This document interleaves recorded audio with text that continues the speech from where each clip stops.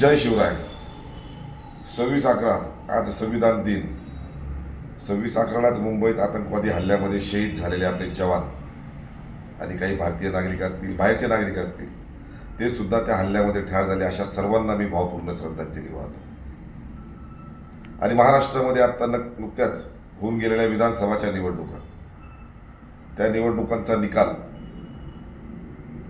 हा या महाराष्ट्रातील मतदाराला मान्य आहे का? कारण महायुतीच्या सभा बघता, महाविकास आघाडीच्या सभा बघता निकाल हा पूर्ण महाविकास आघाडीच्या बाजूनीच लागणार होता. म्हणून हा निकाल आपल्याला मान्य आहे का? मी आज संविधान दिनाच्या निमित्तानं जनहित याचिका दाखल करण्यासाठी माझ्या कोपरगाव शहरातून सह्यांची मोहीम राबवतो आहे. महाराष्ट्रातील तमाम शिवसैनिकांना, समाजसेवकांना, जे महाराष्ट्रप्रेमी नागरिक आहेत, ज्यांना हा निकाल मान्य नाही, अशा सर्वांनी सह्यांची मोहीम आपापल्या गावात, वाड्या वस्तीवर, शहरांमध्ये, जिल्ह्याच्या ठिकाणी, मोठ्या शहराच्या ठिकाणी राबवावी.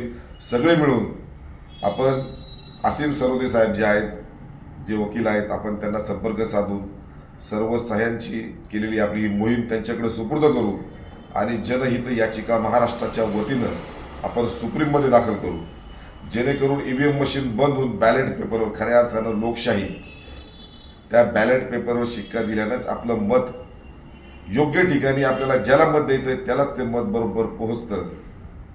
म्हणून बॅलेट पेपरवर पुन्हा निवडणुका इथून पुढच्या तरी सुरू कराव्यात, अशी मागणी आपण या सह्यांच्या मोहीमच्या माध्यमातून, आपण जे आता EVM मशीनला आपण विरोध करू शकलो नाही, निवडणुका होऊन गेल्यात, अनपेक्षित असा निकाल लागला,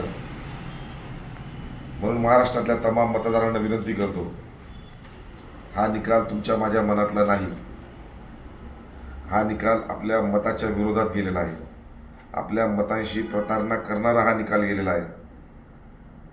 ज्यांना ज्यांना हा निकाल मान्य नसेल त्यांनी हा व्हिडिओ बघून या व्हिडिओच्या खाली कमेंट बॉक्समध्ये आपला मोबाईल नंबर, आपलं गाव, आपलं नाव आणि आपलं मत त्या ठिकाणी मांडावं. ज्यांना मान्य असेल, त्यांना का मान्य आहे त्यांनी ते पण सांगावं. ज्यांना मान्य नाही आहे ते का मान्य नाही आहे, आपलं नाव, मोबाईल नंबर आणि गावाचं नाव कृपया त्या ठिकाणी नोंदवावं, अशी मी सगळ्यांना विनंती करतो. आपला महाराष्ट्र वाचवण्यासाठी, आपला महाराष्ट्र पुन्हा जिंकून आणण्यासाठी तुमचं माझं मत योग्य ठिकाणी गेलं आहे का नाही हे पुन्हा तपासण्यासाठी EVM मशीन आता बंद झालं पाहिजे. बॅलेट पेपरवर खऱ्या अर्थानं आता निवडणुका घेतल्या गेल्या पाहिजेत.